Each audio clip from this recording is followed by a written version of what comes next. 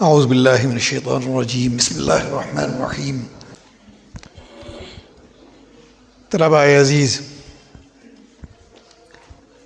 ابھی آپ نے ایک بحث ڈیبیٹ کی صورت میں کہ مدارس اسلامیہ کا نصاب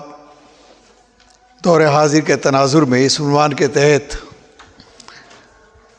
آپ نے ملاحظہ کی اور مختلف افکار و نظریات اور اس کی ترجمانی ہمارے سامنے آئی۔ سب سے پہلے تو میں اس پروگرام میں تمام شرکاء کو دل کی گہرائیوں سے مبارکباد پیش کرتا ہوں کہ جس باریک بینی کے ساتھ موضوع متعلق